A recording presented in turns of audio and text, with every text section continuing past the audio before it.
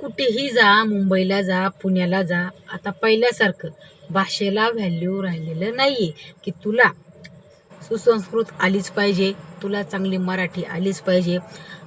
आत्ता सध्या गावरान भाषेला जेवढं महत्त्व आहे ना तेवढं कशालाच नाही आहे. मग व्यवसाय करण्यासाठी तुम्हाला असं वाटत असेल ना ती माझी भाषा मला इंग्रजी पाहिजे, असं पाहिजे. आता काय इंग्रजांचा मुघलांचा काळ नाही आहे की आपल्याला इंग्रजी आलीच पाहिजे. आता लोकशाही आहे सध्या, आपण कोणत्याही भाषेमध्ये बोलू शकतो आणि आपला व्यवसाय स्टार्टअप नक्कीच करू शकतो. पण त्याच्यासाठी एक आहे की आपला स्वतःवरती विश्वास पाहिजे, ट्रस्ट पाहिजे की माझ्याच्याने हे होणारच आहे आणि माझी किनाऱ्याला नाव ही जाणारच आहे. पण त्याच्यासाठी जर तुम्ही स्वतःवर विश्वास ठेवला ना तरच हे सगळा कार्यक्रम फिक्स होणार आहे का नाही. म्हणून स्वतःवर एवढा विश्वास ठेवा की माझ्याच्याने हे होणारच आहे आणि मी ते करणारच आहे.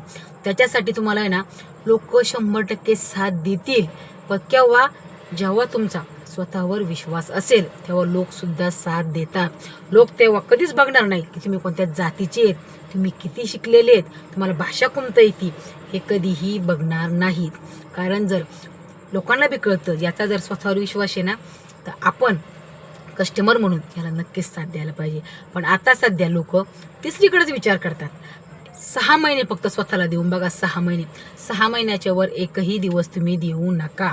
6 महिने जर तुम्ही स्वतःसाठी जगलात, स्वतःसाठी झटलात, काहीतरी करण्याचा निर्णय घेतला ना 7व्या महिन्यात तुम्हाला नक्की यश येणार आहे. पण त्याच्यासाठी तुम्हाला एकदम निश्चयाने काम करावं लागणार आहे. म्हणजे आत्ताचे तरुण काय करते, 2 दिवस झोपणार, 3 दिवस कामावर जाणार. असं जर झालं तर आपण बिझनेस कधीच सक्सेसफुल करू शकणार नाही. त्यासाठी आपल्या स्वतःवरती विश्वास ठेवा, तेव्हाच पुढे पाऊल टाका. आणि असं पाऊल टाका की लोकांनी सुद्धा तुम्हाला नवाजलं पाहिजे. लोक नवाजणार केव्हा? जेव्हा तुम्ही सक्सेसफुल होणार ना, नक्की तुमचं सुद्धा कौतुक ते नक्की करणार, पाठ थोपटणार. म्हणून स्वतःवरती विश्वास ठेवा आणि बिझनेस स्टार्टअप करा.